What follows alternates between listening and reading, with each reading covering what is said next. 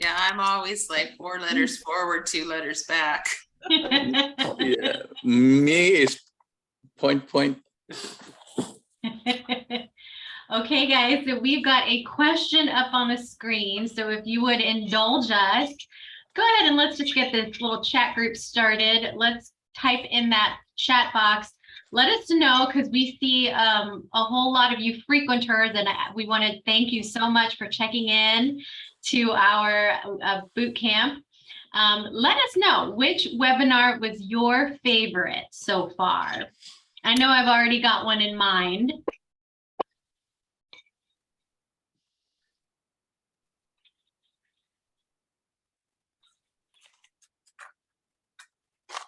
So while you guys are typing, I just wanted to officially welcome everyone to our 8th Entrepreneur Bootcamp. And then you can go back and answer the question. Yes, please.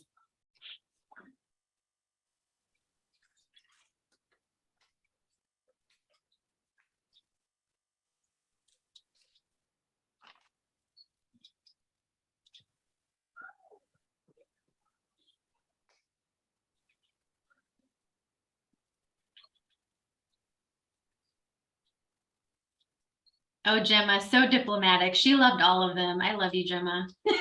She's like, I don't have a favorite child. Okay. Yeah, I love Jay Kino.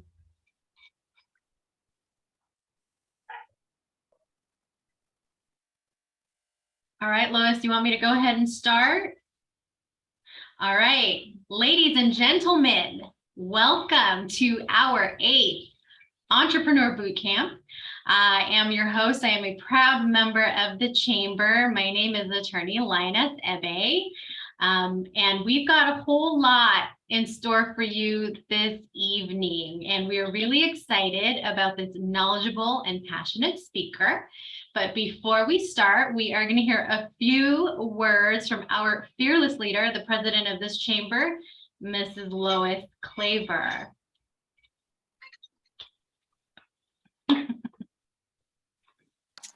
Hello, madam. Hello, everyone. Okay, everyone can hear me? Oh, hindi. Okay lang naman kayo punta ron, pero... Okay, there you go.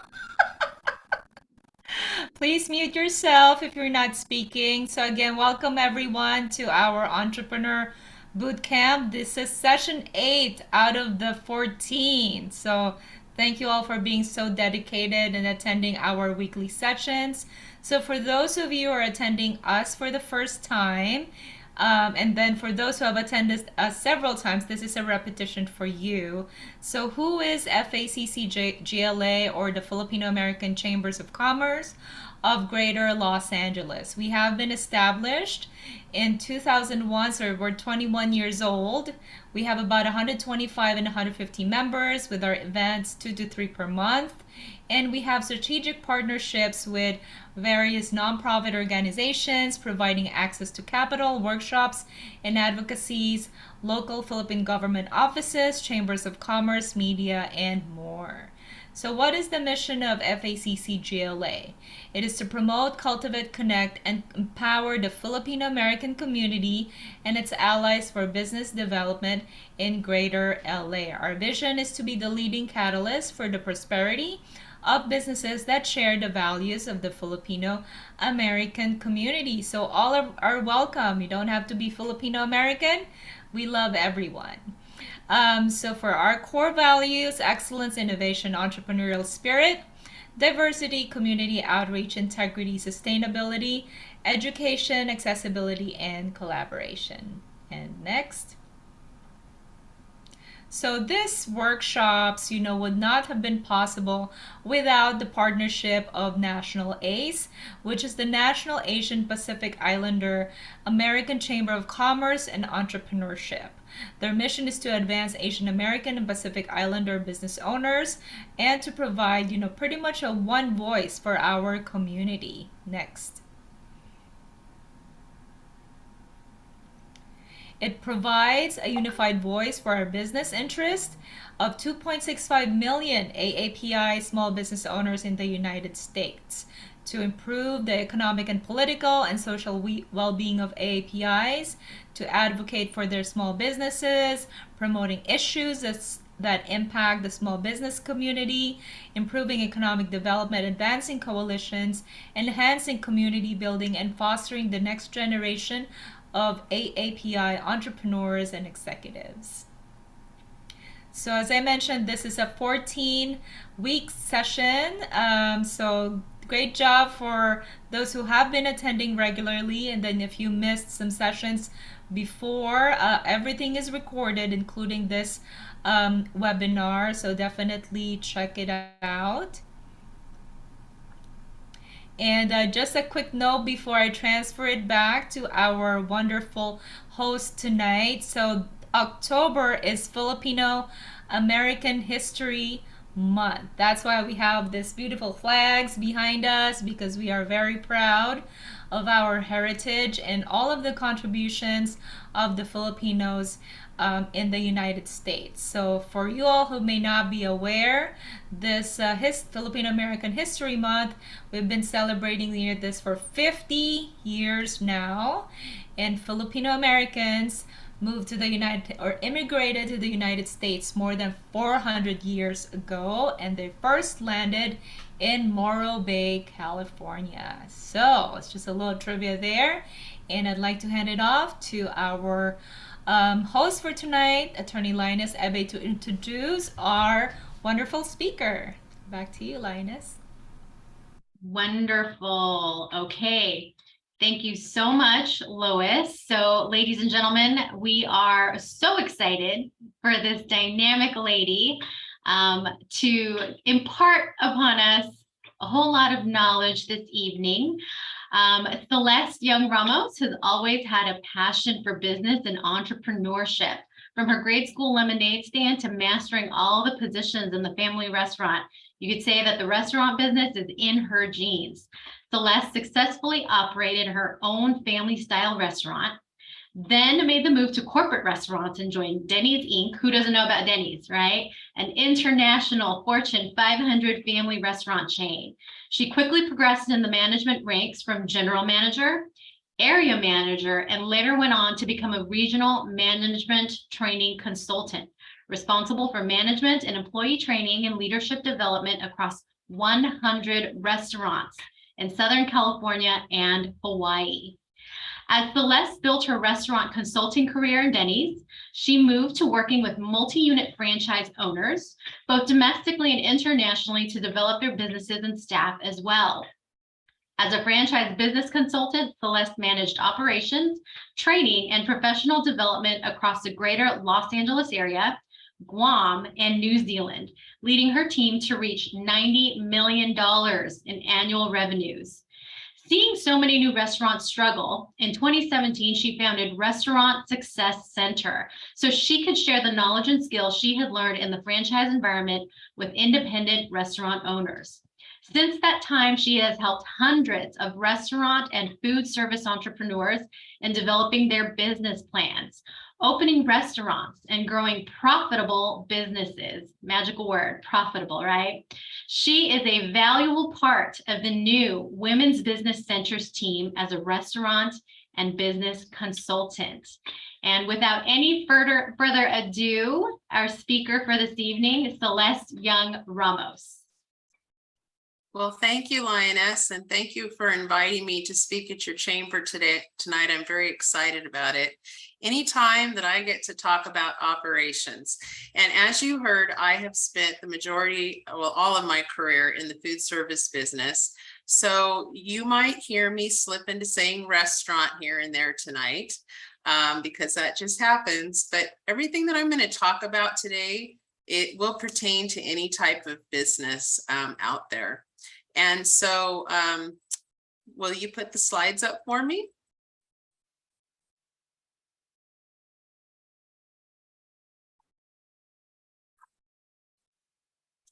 So tonight, the workshop is going to be entitled, Will You Flourish or Flounder?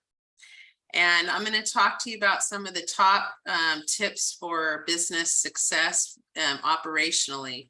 And why I made that title was because I found that when I worked at Denny's, one position I had in particular, I was in charge of going around and fixing broken restaurants.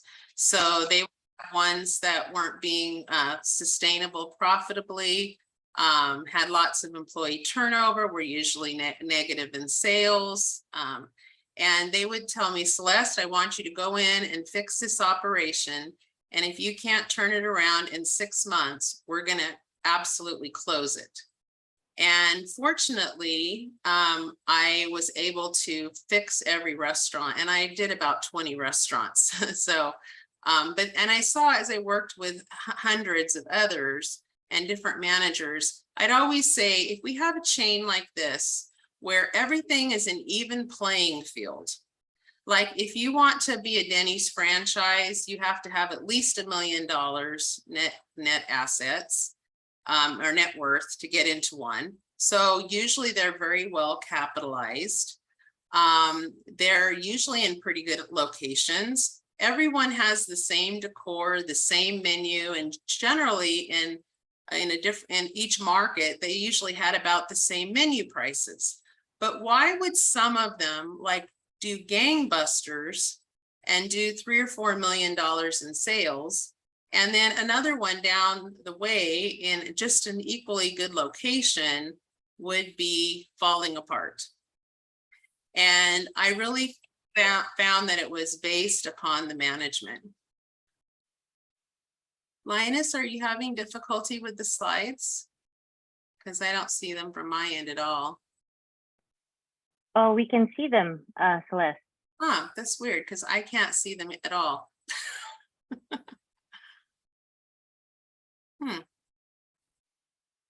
We're trying to share There we go. again. There we go. How about now? Yeah, now I can see them. Okay, So, perfect. so I got to really see things, and I was there for such a long time that I even saw how change in the top corporate leadership also affected the business. But what I want to talk to you tonight is, you are the GPS of your restaurant or business or whatever type of business you have. And my question to you, is it heading in the right direction? And I know when I got my first car, I bought one of the first generation Prius, and I paid a whole bunch of extra money to have like the navigation system. I thought that was so cool. Unfortunately, it didn't work at all in my car. No matter what address I put in there, they always says no such place. Even my own home was never on the map. And I used to get in the car and I would start driving, and I would just find myself going in circles. And I'd get so frustrated that I'd finally just say, forget it. And I'd start using my phone as the map instead. And that same kind of frustration can happen with your employees and your management team if you're not heading them in the right direction and have really clear plans and goals. And be constantly having more successes than failures in your directions. So great leaders have a roadmap, and I'm going to share with you what are 3 of the top landmarks on those roadmaps. So today I'm going to talk to you about gaining respect, because if the employees don't gain, if you can't gain the employees' respects, you're going to have a hard time to get them to move in the direction that you want them to go. And you'll have a harder time in retaining those employees as well. The second thing I'm going to talk about is being customer focused, and we're going to talk about 2 different groups of customers. And then thirdly, we've got to be accountable. So we'll talk about some of the accountability that needs to happen. We'll talk a little bit about systems and things that will help your business be more successful. And all 3 of these, if you become strong and you practice these and you build your muscles in these areas, will lead to success. So the first thing what we want to do is respect is the ticket to success. And that's one thing I would find when I would go into these troubled units is like a lot of the employees would have low morale. Some of them would be like, I've been here 20 years and You know, I've seen managers come and go. And the units, of course, were in shambles because the management was so poor. And so the first thing I had to do was always try to build respect. And this is what you have to do, whether you're starting a new business or whether you're, you know, moving to a different location. If you're a management of a company or whatever, is you want to do things that start that perception that you know what you're doing, because employees want to follow, they want to follow good leaders. And it's very important that your management team particularly be consistent, so that the employees don't get confused on what the direction is going to be. So two of the things that I found were mentalities of management that would have more difficulty being leaders are people that were doers versus leaders. So these are a lot of times newer supervisors. They may have not had, they may have been like a fantastic employee and just been a dynamo there.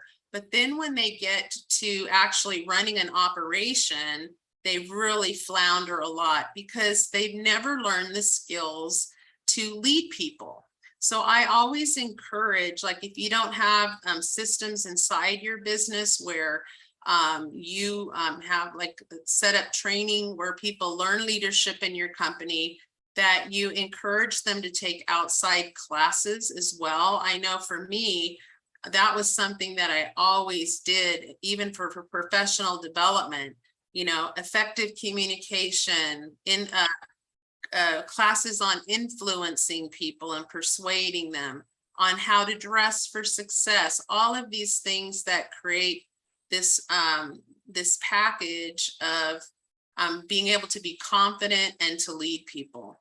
So what I found often was that the new supervisors in particular would continue to be stuck in the doer mode. Even myself, I was that way. Probably for the first 6 months of my career, I was running around doing everything that I was doing before as a server, but now I was the manager. And so for me, it was, if I saw a table wasn't getting waited on, I would sometimes be the first one to go over there and help them, instead of developing my team to be self-sufficient and to be able to do their duties. And you know, my boss was thrilled with me. My results were great. Everything looked wonderful when he came to work the next day. But one day I sat there and I realized that I was working harder than everyone else on my team. And that it, you know, if a customer walked in the door, I was the one who would run over and greet them. And I would get so involved that my other people on the team started slowing down. And I realized that if I didn't change that way that I was managing, that probably 6 months I'd be burnt out, or my boss would realize that I wasn't developing the team, that I was being the solo player. And so that's really important for us, even as ourselves, is to look at how we manage our people. And the other one was being a people pleaser versus a leader. Oftentimes I would go talk with management teams, and the management teams would sometimes almost be paralyzed because they let the employees run the show. It's like they didn't want to ruffle anyone's feathers. They wanted everyone to be happy. And that's great. Our employees are going to perform much better for us if they feel supported and that they love their work environment. However, we can't always be a democracy. There has to be a leader. And I know for myself, I came in and I wanted to make everyone happy. You know, like I had been a server. As a server, making your customers happy, the more happy you made them, the better tips you got. And I made a lot of tips. And so I tried to kind of manage everyone the same way and try to please everyone. And you're not able to do that. And I've seen a lot of managers get stuck where they just let the employees start running the show because they don't want to put their foot down. They don't want to hold them accountable. So we're going to talk a little bit more about, you know, how do we hold them accountable? So the key thing to remember is, you know, the employee mentality is what I get done. That's how they're measured.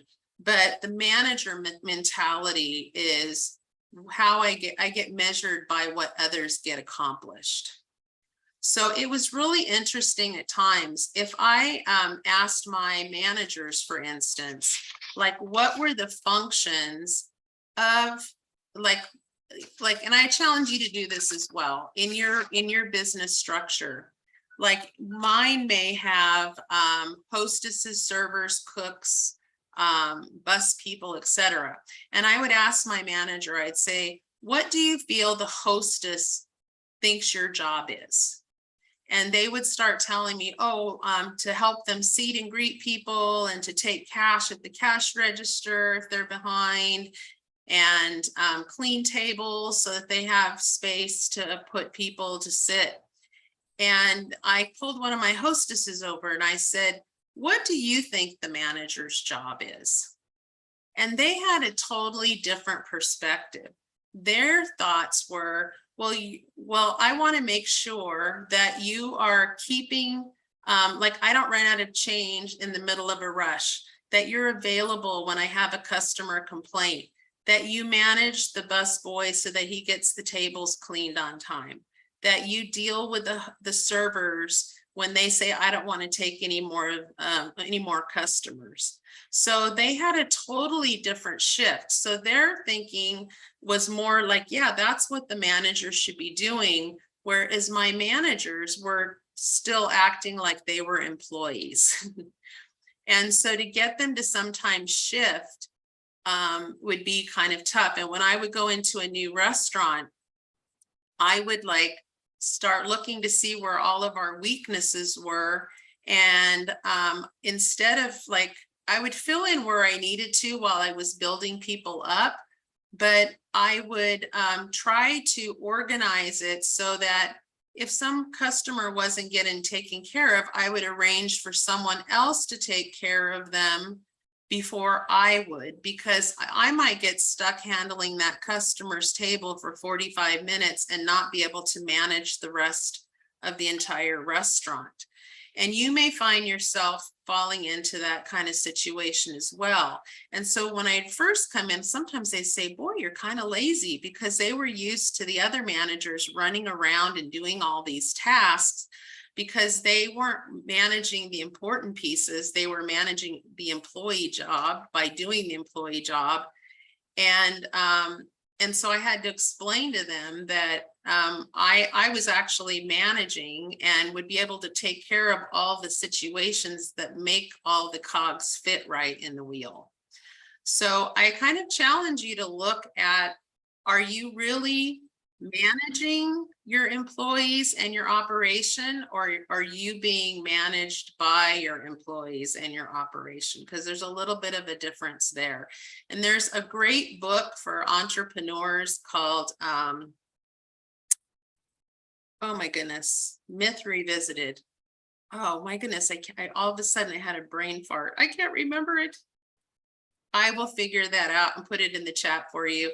But it's a book about entrepreneurs, how they come in and they're often like, you know, they go into baking at the because they're great bakers, and then they get into the place and they spend hours and hours and hours baking pies, and they become like a slave to the restaurant. They're actually working more hours than they did in their corporate job.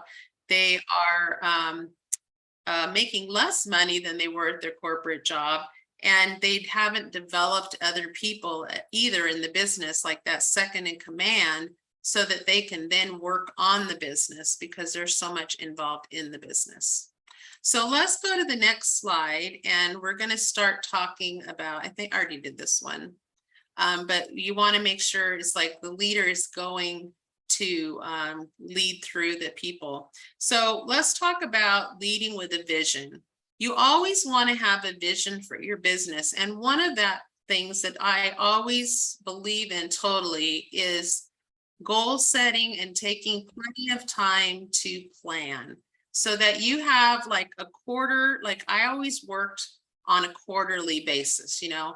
When you get into large corporate structures, they're working on a yearly basis. You know, they'll already know what marketing is going to be every single quarter, what'll be the big initiatives. And you need to do that. As a smaller business, you might be more even on the quarterly basis, but I feel you have to be looking out at least that far. And what you want to do is create a vision for the company and let the employees know where we're going. And so that requires you to be planning, and so that you're not constantly changing things too quickly. Employees can only take so much information at a time. So like when I would go into one of these broken restaurants, I may have a list of 100 items that I see were causing these restaurants to flounder. But I would have to then look at it and to prioritize the things that would give me the biggest bang for the buck, that would have the biggest impact on the customers and the employees, and profitability. And so that meant I had to plan out. I couldn't do everything at once because I would overwhelm people with too much change. Employees and even management can only take so much change at a time.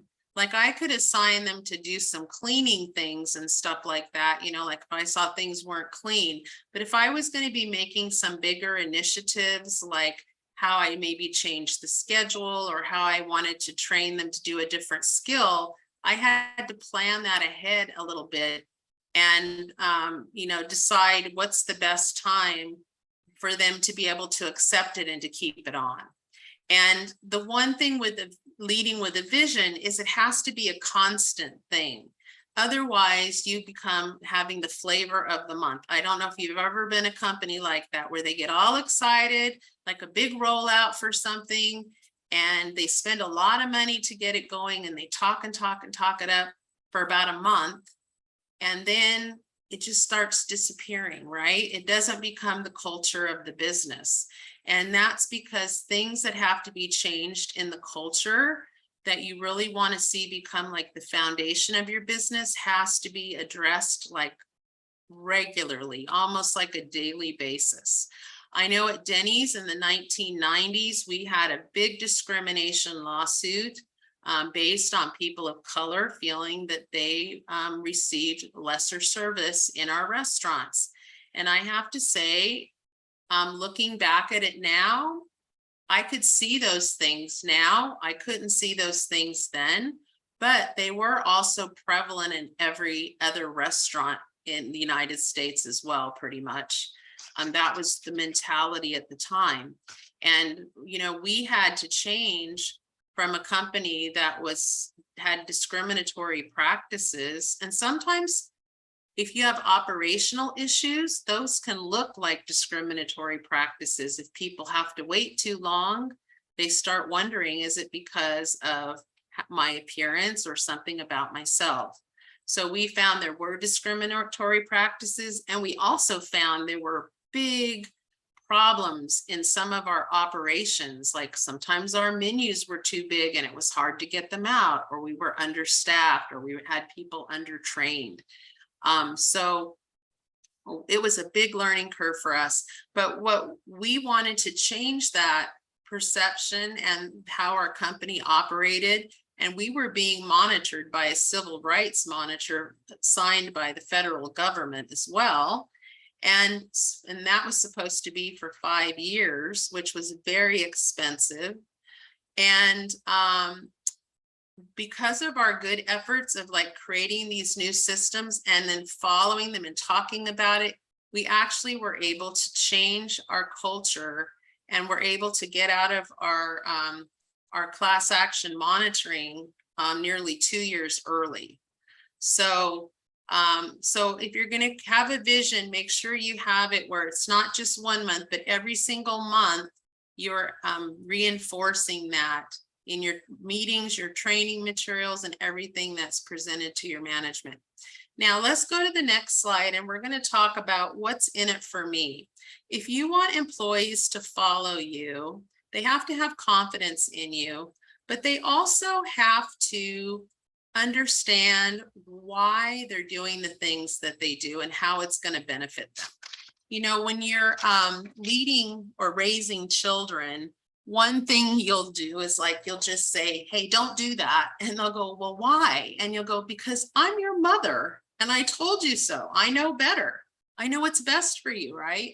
Well, you can't use the same type of attitude with employees. Adults are different. Adults like to know why they're doing something. They also like to have a purpose. Particularly the millennial generation, they love to have a purpose and understand that.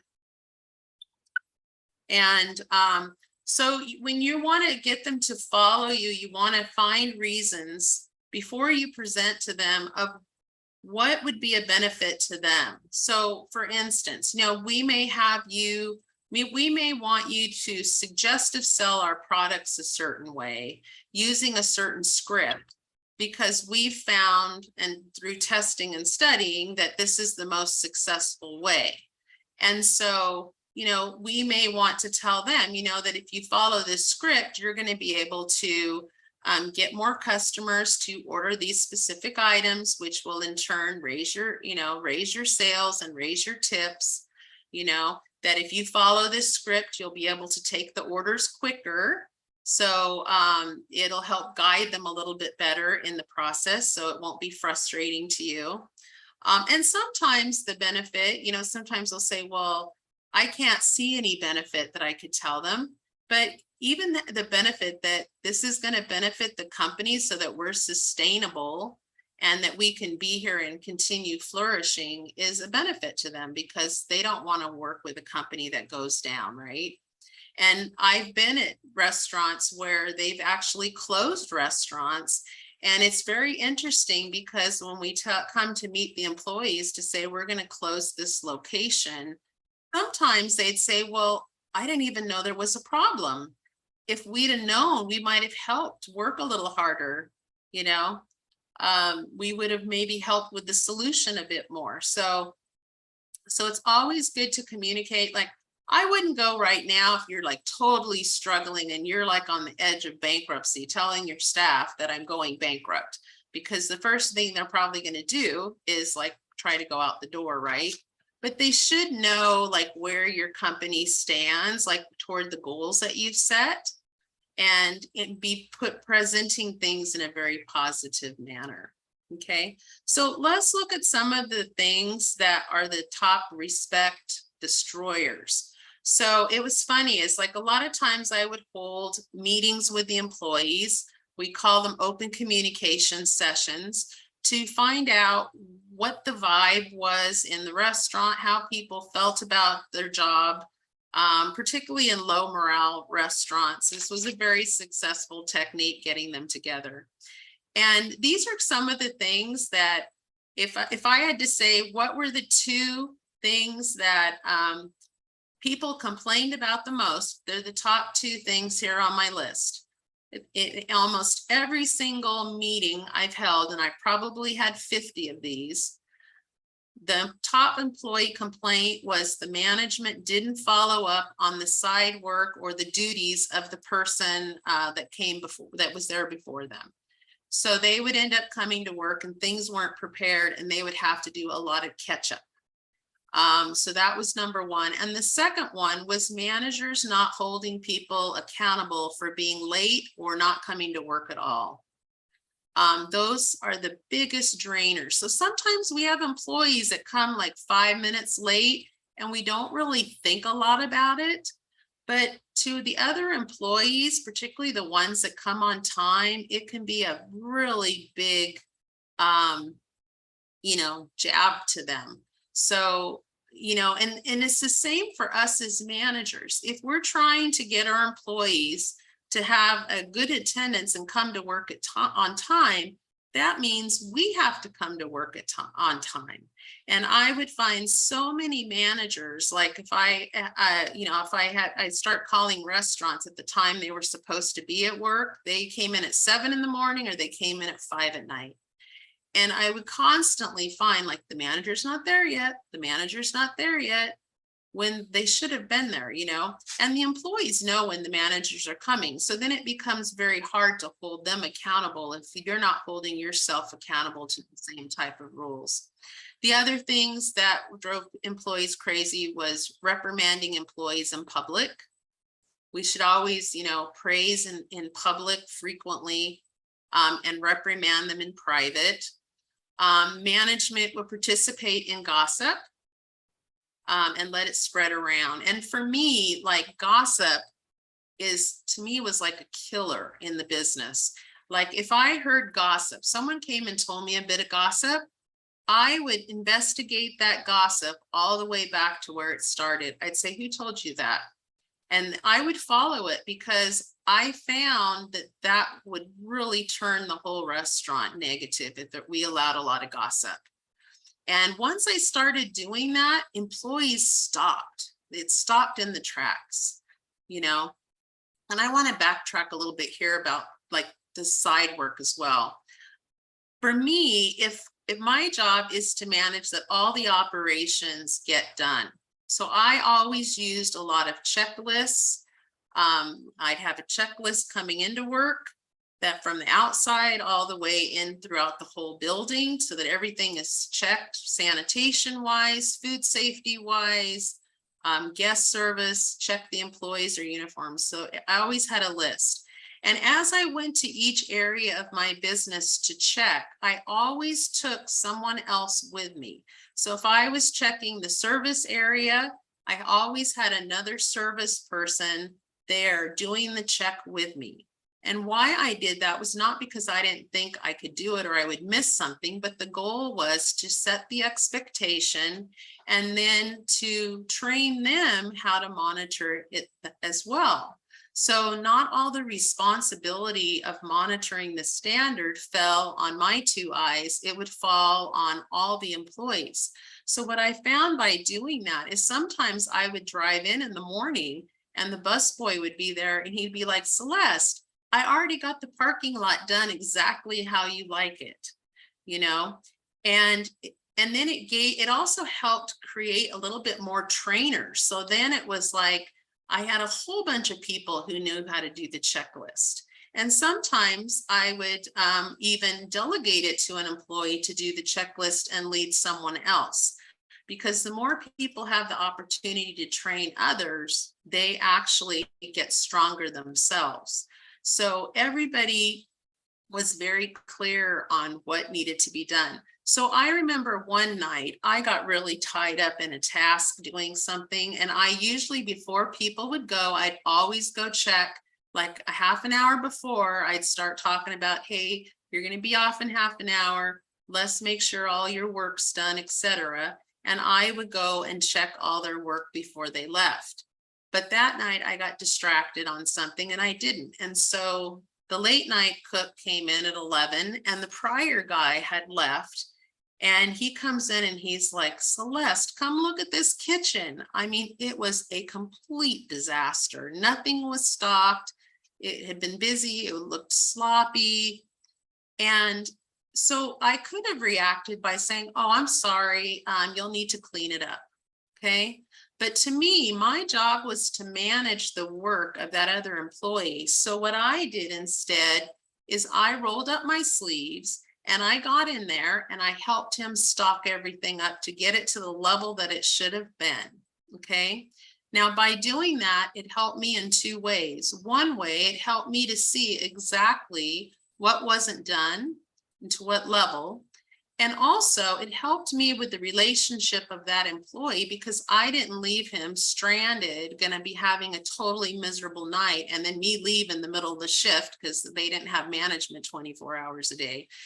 And so the next day, you know darn well the next day I'm going to be talking to that person who didn't do their job because I'm not going to do that every single night. So that's like really key. You know, you have to assign things to people, but the second part of it, and even the most important part, is following up to see that they did it correctly and to the level that you want.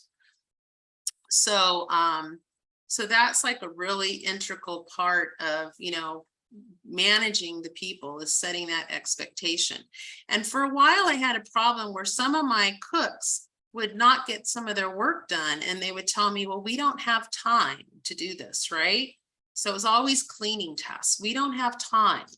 So what I did one week is I went in throughout the week and I cleaned every single thing in that kitchen. So I got a feel for the tools, how long it took, were they missing tools they needed to do it?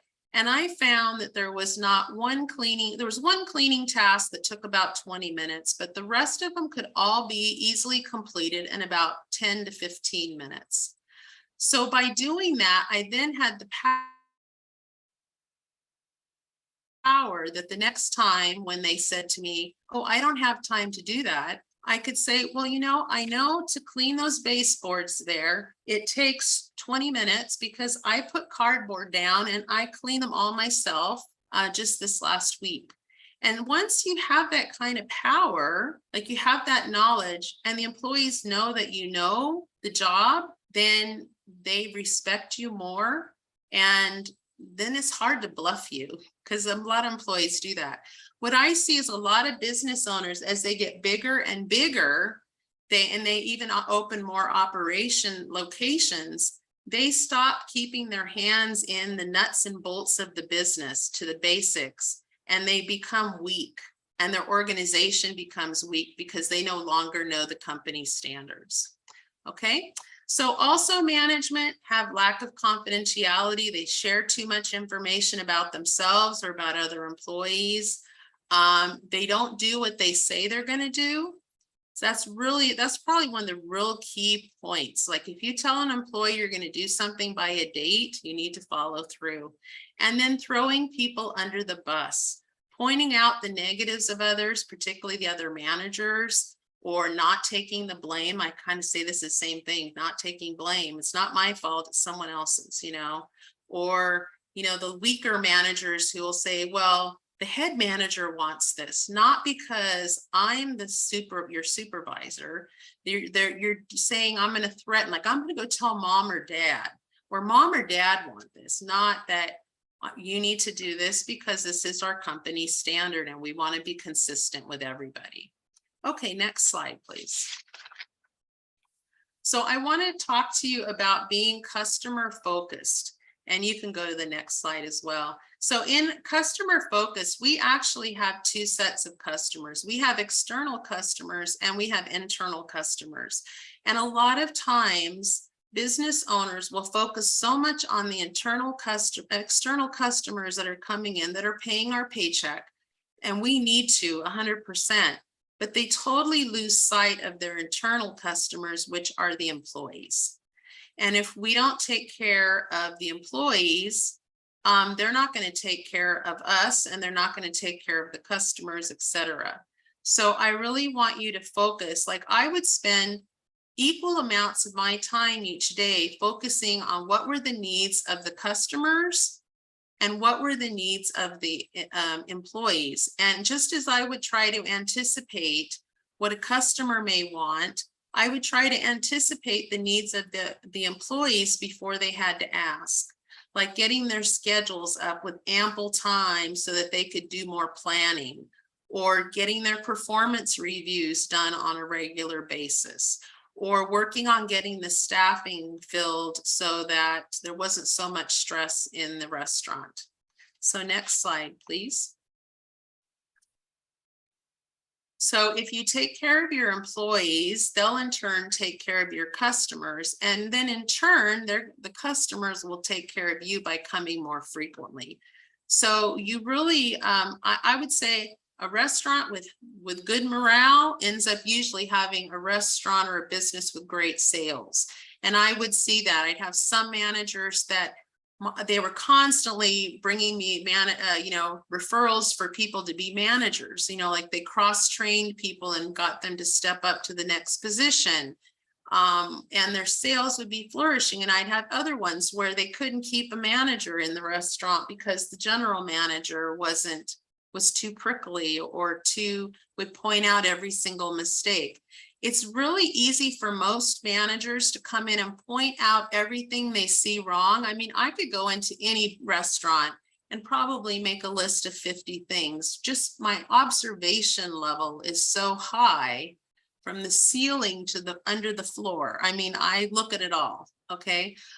But I had to really build my muscles of being able to come in and find the positives in a place that might not look good, because if I'm going to influence people to move forward, they don't want to feel like there's no hope. So I'd always be looking for things that, even the little things that I could compliment them on, because even when I'm giving feedback, I give them several compliments of things that I do really well and why I like it. And now I'd like you to focus on working in this area, because if you work on this, you'll receive a much better result, just like you are in the other area.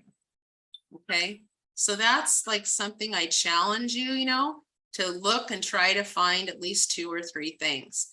Now, the employees keep a scorecard on us, okay? And our job is to make sure that we have a good positive score compared to the negatives, because everything that we do that makes their job easier is going to give us another click on our scorecard, okay? So for instance, I would come in and find there wasn't enough silverware. We'd run out of food products. Some people wouldn't come to work.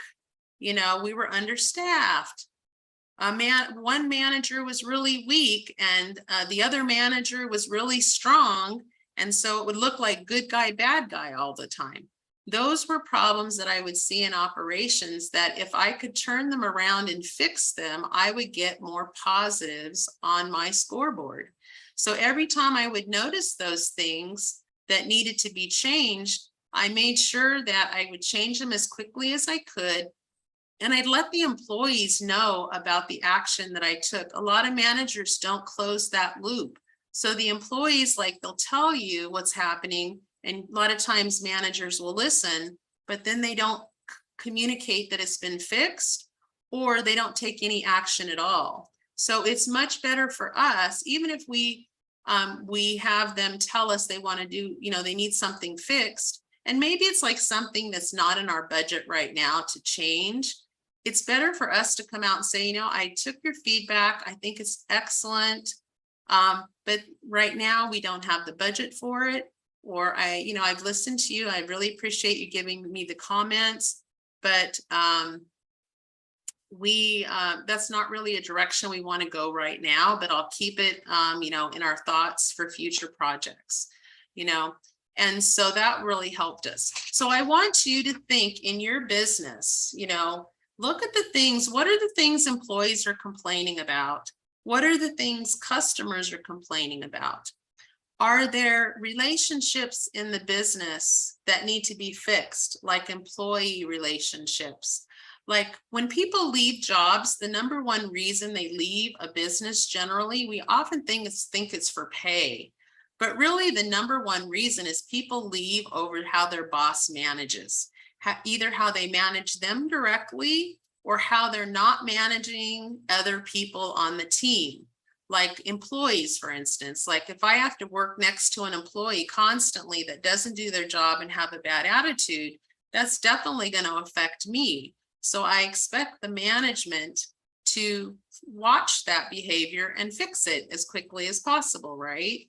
So you have to kind of always be looking at these things. Even things that you think are very minor can be that little, thistle in the side that constantly is poking someone every time they're working and can turn them completely sour.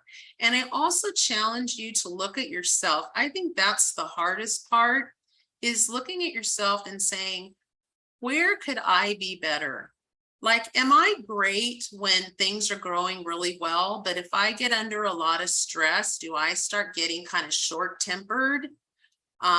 When I'm unhappy with someone's behavior, like they're serving our customer, Do I make it aware to everyone on the team that I'm unhappy by my body language and my my demeanor? Do I have bad habits perhaps of staying up too late? I mean, I had to kind of curtail myself a couple times. Like I could really make a mistake of watching Netflix like the last hour of the night, or saying, oh, I'm going to watch a YouTube video before I go to bed, and find myself 2 hours later, you know, up past midnight, and then having to come to work the next day and be bright-eyed and bushy-tailed, right? So always be looking that way.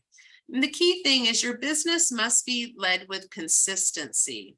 So how you get consistency is creating standards, and they should be written standards, which will be become your company guidebook, right? So like if you have recipes or a procedure you want followed, it should be all written down, so that you can use it for training, but to hold that consistency. So when I would like discipline people, I would always revert back to, this is what the company policy is. This is what your behavior is at this point, and this is the gap. And how are we together going to fix that gap so that you can meet the company standards? Because if I followed it that way, I felt people followed me better because it wasn't my subjective opinion, right? It wasn't just because, well, that's how Celeste wants it. No, this is how the company has set it up to be. And as you grow bigger in your corporations, and you get more and more locations, consistency is really going to be the key, because people will want to have the same experience at each location. And if you don't have these kind of standards set up that people can follow, it's going to be difficult for you. And, you know, sometimes employees would ask me what the answer was to something, and I would take them back to the book or to the training guide or wherever and show them where the answer is so that they could become more self-sufficient. Because my thing is I don't want to be the boss that has to work 7 days a week. I wanted to be the person that goes home and has my 2 days off. And I've developed my management and my crew well enough that they don't have to call me with all the small decisions, right? That we've already worked through those. Like when I've come across a situation, I start talking to them and have them watch me go through the process, or I tell them about how I handled it later so that they have that experience when they need it. Okay, so let's talk about holding people accountable. This is something that can be very challenging to people. Sometimes I'll come across businesses where they'll call me, they have an HR problem and they're in a lawsuit at this point. And sometimes they'll tell me that, you know, I have this employee, they've been working for me for 5 years, they've been rotten the whole time. And, you know, and now they're suing me, and they've got a workers' comp issue going on.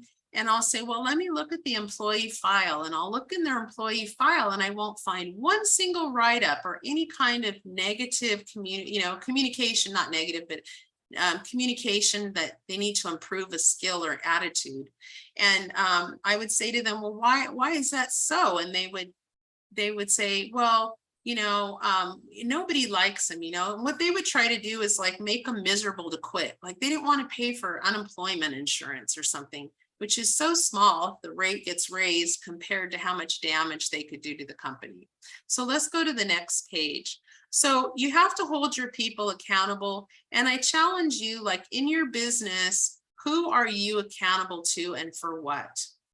Like, you know, if we're a manager, we're accountable definitely to like our supervisor. If we're an owner, we're accountable to ourselves and our family, number one. I think that's the biggest one, right? And any shareholders that we have and debt we have to pay back when we got into the business. But I think we have to be very clear of those things. And oftentimes our family is the last one on the list for accountability, right? And we need to kind of develop our work life so that we have as much equal balance as we can. So let's go to the next slide. So your entire team should know what your key performance indicators are. So for this would be like, what are the rules? You know, what are the things that we're judged by? Our sales, our guest count growth, et cetera. And the employees should all know that as well. So as I would set up goals for the next period, I would always be looking for setting up little mini goals for each employee. So if I wanted to lower a cost area, the management would have goals set there, and even each employee would have a goal there as well. Okay, next slide. I guess I'm talking too long. I'm sorry, I'm checking the time. So you're the mirror of your decisions. So, you know, if your numbers look horrible, it's because decisions that have been made haven't been the best. Maybe you haven't reacted quick enough. So I always look at my results on a weekly basis, sometimes even daily for labor and those type of things, or sales, because we might have to cut back staffing if our sales trends are low. Definitely have to look at them on a monthly basis compared to last year, et cetera, and the current trend. Okay, and take some kind of action. Okay, remember, your business is not a democracy. You are the head. You know, you can take a lot of information in from the staff, but the buck kind of stops with you. Okay, next slide. And also, you're only as strong as your weakest link.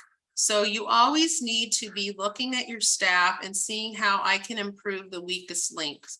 One activity that was very successful for us is I would have my management team rate the employees from A, B, and C. The A people were the ones that were like our superstars. They were at the top of the game. They might be our shift leaders, our server, our trainers. Then we had our B employees who were our steady eddies that were very great. You know, they were just good workers. And then we had the C's, and our goal was to always look at those C's who may be new employees or people that just needed to go. And we would like said, okay, we have 30 days, 60 days to move these people up into the B level, because the C's are going to drag us down. So that was a really good exercise. And my managers would often come up with completely different lists of who their A's and who their B's were. So that was quite eye-opening. So be courageous, you know, be accountable, be a leader to your staff. It'll definitely help lift your business up, and it'll lift your spirits up too as being an effective leader. So last slide, please. So thank you for listening to me today, talking about gaining respect, being customer focused, and accountability. And this was brought by the New Women's Business Center. We are a nonprofit SBA supported business growth and entrepreneur center. Thank you very much for letting me share. Okay, Celeste, my goodness, I don't know how many of you learned 10 or more things, but I know I caught myself taking notes, and there was just so many golden nuggets in your talk this evening. And we're going to go ahead and start the Q&A portion of tonight's session. So anybody have any questions for our speaker? Don't be shy. Are they going to go into the chat, or will people just unmute themselves and ask the question? It's up to you. Would you like them to go ahead and just unmute themselves? Yeah, that would be great. Okay. If you want to like raise your hand in the reaction area, you could raise your hand and I'll be glad to answer any questions. Hopefully you guys got a few nuggets out of the presentation tonight. I'd be curious to see what were some of the things that you might want to try to implement. You might put that in the chat. I have a quick question, Celeste. I changed my answer on my favorite workshop. This is my favorite workshop. Oh my gosh, I came in expecting something totally different, and even though it was your background is restaurant, the operation part of it applies to chamber operations, to everything. So I was like furiously taking notes, and thank you. Wow, it's very incredible. So I just have a quick question about like holding people accountable, and then micromanaging. Okay. So, how do you strike a balance of following up on people when, let's say they're not your employee, but they're kind of, let's say manager to manager, you have Okay. certain shifts, you're kind of the same level. How do you hold them accountable when they're not your, you know, you're not their superior So supervisor? you're equal peers, you're more Equal equal peers. peers, yep, Yeah. and not kind of micromanage the process. It's kind of like a team goal. So Yeah. how do you handle that? Well, I think it's really important on the management team is like, you've got to really build a strong relationship with each other and sit down a lot and talk. Like every day, there should be time where you guys are sitting down and talking about the operations and asking each other what sharing what each of you guys are struggling with, and be honest. It's like, if say you're really strong and the other person's really weak, you might approach them and say, you do this area so great. I watch you manage these people wonderfully, and I'd love to gain more skills there. I do want to like see if we could work together though on a project problem that I'm having on my shifts. Can you help support me in like, this is what I'm doing. Can you help support by following the same way? Or do you have some suggestions that I could try? I think like a lot of times, like we'll not be happy. We'll talk behind their backs or things like that, but we don't like ever go directly to them and tell them. Sometimes I'd have employees that I'd see poor behavior and I would tell the general manager, because I always feel their supervisor should be directing more than me, maybe coming in as an area manager, and I would be constantly saying, well, every time I come, I see the same behavior. But then one day I finally sat down with the employee because I'm like, okay, I've had it. I got to talk to this employee. And then I would find out like the management would never talk to them. Like there was some kind of fear. The minute I talk to them, the employee go, oh, I never knew that. I'll fix it. No problem. And they'd fix it, So, but the biggest thing I see is like if the two managers are like the good guy and the bad guy, the weak guy and the strong guy, we have to get them where they're more consistent. So you might have to get some partnership from the person above you to help you, not like to tattle on them, but hey, I'm having this struggle with this other manager and we're not like being consistent. Can you help me out? I hope that answered your question. Yes, great. No, thank you. It's very helpful. I'm sure a lot of people still have some questions here, so I'll hand the floor to other questions. Thank you, Celeste.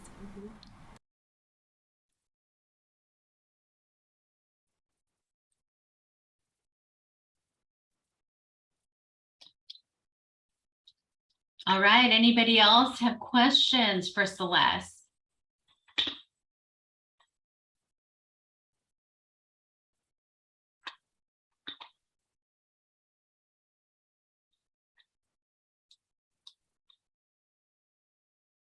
Okay.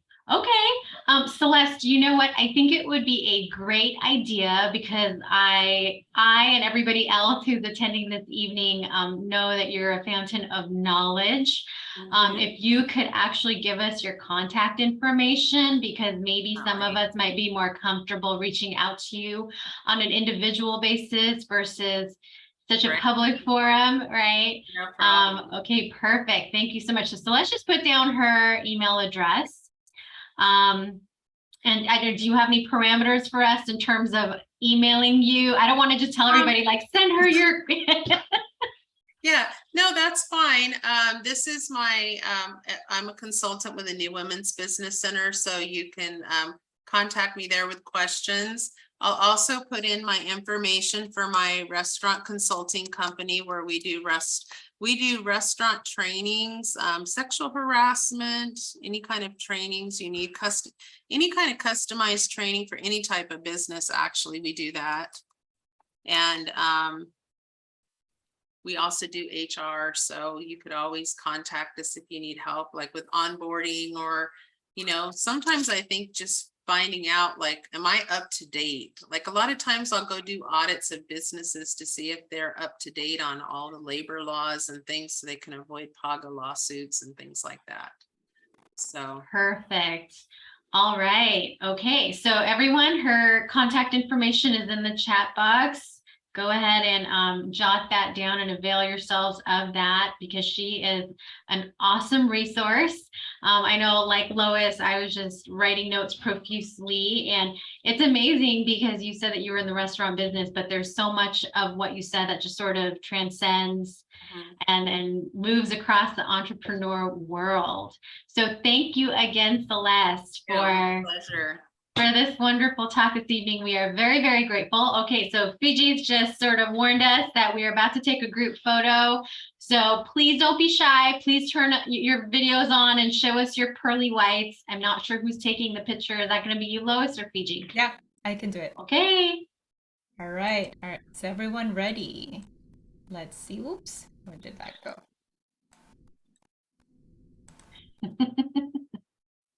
Okay. All right. 1, 2, 3. Beautiful.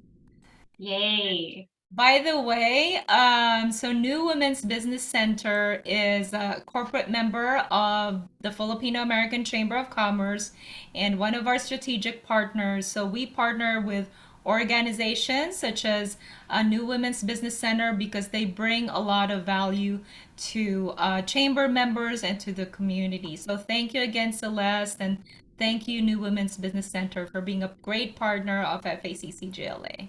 Could I comment on that for a moment? So you can contact us for anything, like if you have a problem with your business, you need capital, you want to learn to market it better, all of these types of things, all of our services are free of charge. So just sign up with us, and it does say Women's Business Center, but we market to women, but we do have men as well. So all genders are available to take availability of our service. Awesome. Thank you, Celeste. Okay, folks, it's that time. It is game time. So I hope y'all have been paying attention.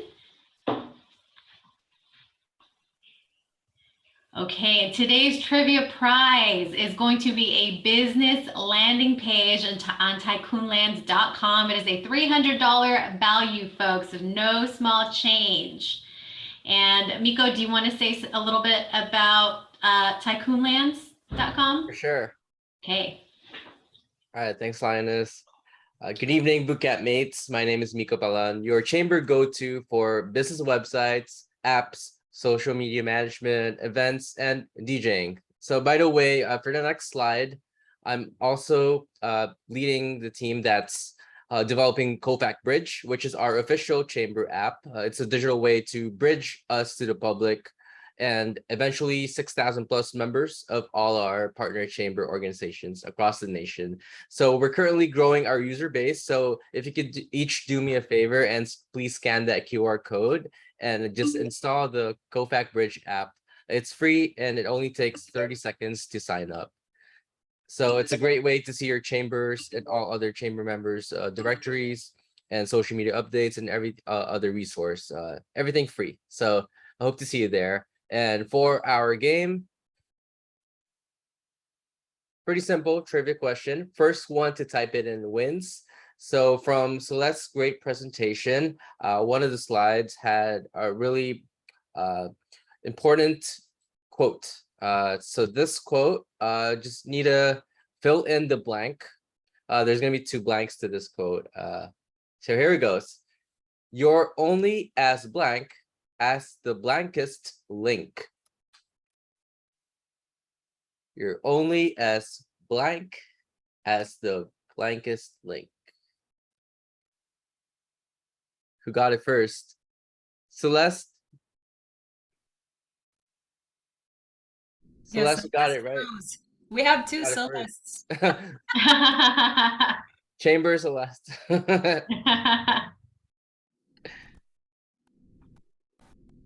Yep. So the answer is you're only as strong as the weakest link. It's your weakest link. And by the way, Celeste, that's one of my favorite quotes. When you mentioned your business is not a democracy, my husband, that's his line. This is not a democracy. So Thank you for sharing those quotes. Thank you. So who's Congratulations, winning? Celeste. Who's our winner? Well, yeah, Celeste, you're the winner. I will reach out to you if you want to keep the prize. I remember last time you passed it on to someone else, but if you want to keep it, we'll reach out to you for the next steps. Thank you. Looking forward to it. Thanks. Thanks, Celeste. Back to you, Linus. Okay, very much gratitude to our prize sponsor this evening, tycoonlands.com, Mr. Miko Polon there. And if you have any more inquiries for him, do not hesitate to reach out about him, what he does, and all his many expertises. Next slide, please. Also, thank you to our logo sponsor, Collins Law Group. We specialize in estate planning, power of attorneys, living trusts. And so if any of that brings up anything for you, don't be afraid to reach out, give me a call, DM me. I'm not opposed to answering questions or anything like that. Next slide, please. All right.